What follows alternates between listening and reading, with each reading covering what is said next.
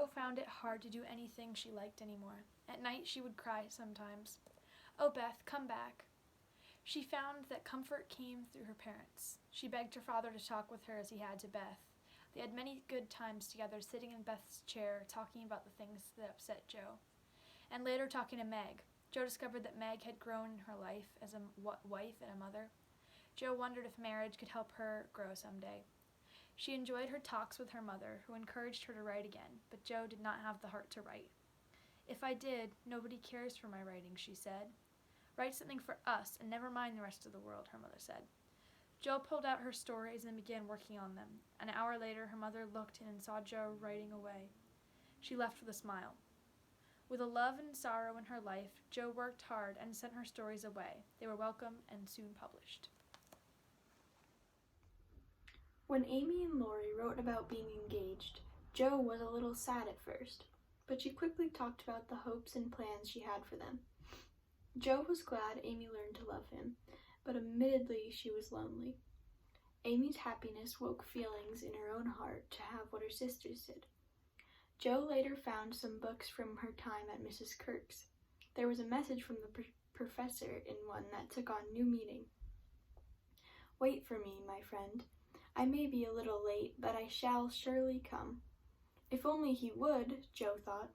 She missed him and put her head down to cry as the rain fell outside. Jo lay on an old sofa thinking about her birthday the next day. She was almost 25 and felt she had nothing to show for it.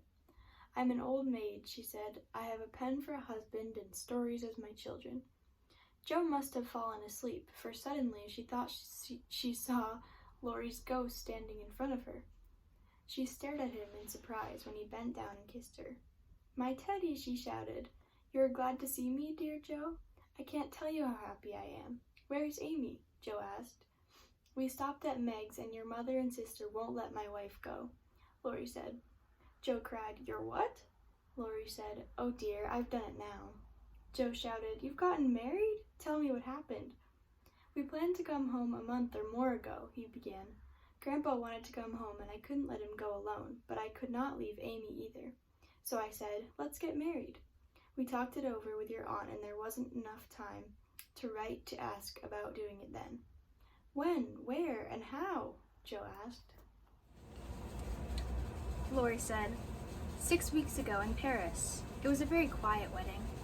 Even in our happiness, we couldn't forget dear little Beth. We wanted to surprise you, but my grandfather wasn't ready to leave for a month and sent us off on our honeymoon trip. He told her, "I shall never stop loving you, but the love has changed, and I have learned to see it is better this way. Amy and you have changed places in my heart.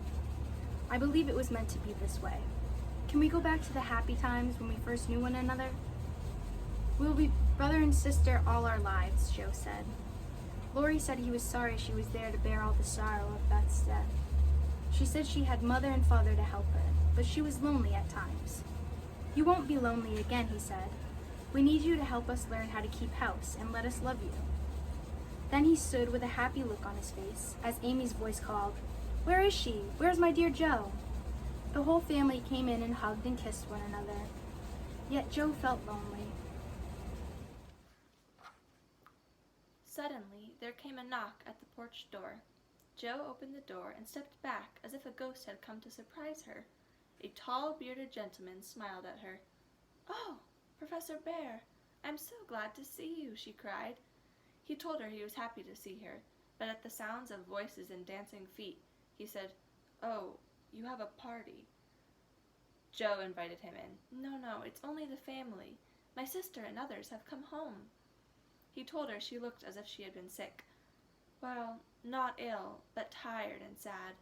We have had trouble since I last saw you," she said. He shook her hand and said, "My heart was sore for you when I heard about your sister." Jo introduced him to her parents. Her face and voice was full of pride and happiness. They all gave him a friendly welcome.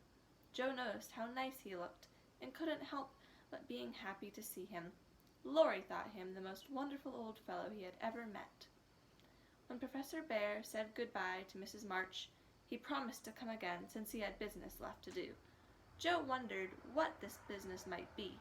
If she had seen his face when he looked at her picture, she might have understood, especially when he turned off the light and kissed the picture in the dark.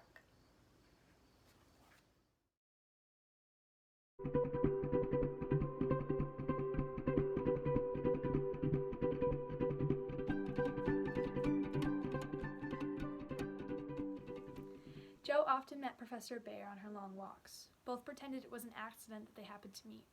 She made sure that there was coffee for supper when he visited because the professor didn't like tea. By the second week, everyone knew what was going on and tried to pretend they didn't. They didn't ask why Jo sang when she worked or did her hair up 3 times a day. Then suddenly the professor stayed away for 3 whole days. Jo was very upset, thinking he had gone home. When she got ready to go for her usual walk, Mrs. March mentioned several things Jo could go get her in town. And, she said, if you happen to see Professor Bear, invite him home for tea. Jo kissed her mother and then thought of how good Marmee was to her, and as she walked, it began to rain.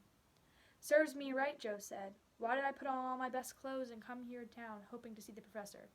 She hurried through the streets with all the rain around her ankles. Then she noticed an umbrella over her head. She looked up to see Professor Bear. I'm shopping, she told him. Professor Bear smiled. May I go also and take for you the packages? Yes, thank you, Jo said. As they walked, she said, we thought you had gone. I wouldn't leave without saying goodbye to those who have been so kind to me, he said. He asked if she missed him. I'm always glad to see you, sir, she said. He promised to come to see her family one more time before he left. You're going then? She asked. He nodded and explained he had finished his business and found a job teaching at a college that was not nearby.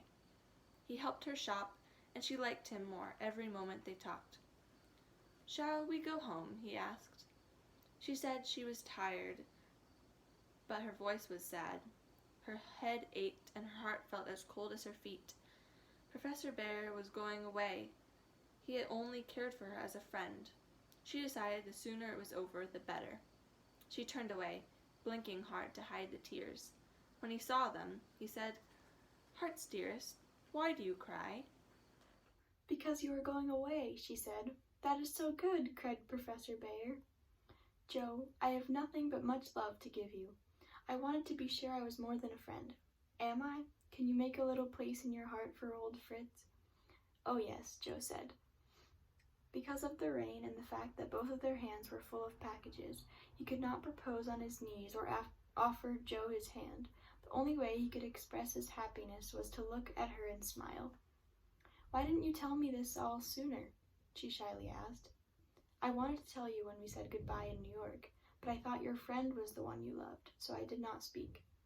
Jo said, Teddy was only a boy and soon got over his love for me. Good, the professor said. I have waited so long and am selfish with my love for you. He showed her a piece of worn paper from his pocket. She saw that it was one of the poems she had written and had published in a newspaper. It was about Jo and each of her sisters. He said that the verse about her, where she mentioned being sad and lonely, showed him she would find comfort in true love. He explained that he had to keep his promise to go and teach. He asked if she could wait for him. She said that she could, knowing they loved one another.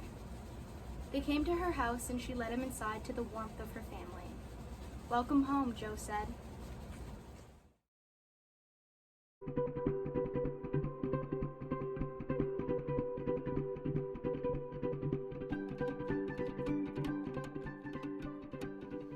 For a year, Jo and her professor worked and waited. They met together at times and wrote long letters. The second year, they still did not have much money. Then, Aunt March died suddenly. The family loved her in spite of her sharp tongue, but all were surprised to find she left her large home and land to Jo. You can sell it for a good deal of money, Laurie said. Jo shook her head. I won't. Everyone was surprised. It was such a large house to take care of, especially with the garden and orchard. But Jo explained that she wanted to open a school for boys. It will be happy and home-like school with me to take care of them and Fritz to teach them, she said. Her parents liked the idea. Mr. Lawrence agreed. It's a wonderful idea. Tell us about it. Jo told them what she had always wanted, to take care of the poor, lonely boys with no mothers. When she told Fritz about it, he said it was just what he wanted to do. It's the perfect place for boys.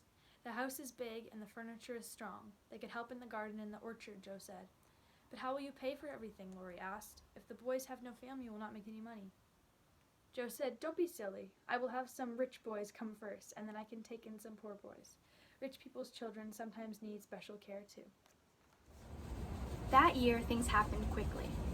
Before she knew it, Jo was married and they moved into Plumfield, her aunt's home. Then came 6 or 7 boys, some poor as well as rich. It was hard work, but Jo was happy. As the years went by, she had 3 boys of her own. It was a house full of boys. Each of the March girls were happy with their own lives. At the harvest celebration, Mrs. March told Jo, "I think your harvest will be a good one." Not as good as yours, Jo said. We can never thank you enough for your patient sowing and reaping of us. Mrs. March held out her arms and gathered her children and grandchildren together. My girls, however long you live, I can never wish you greater happiness than this.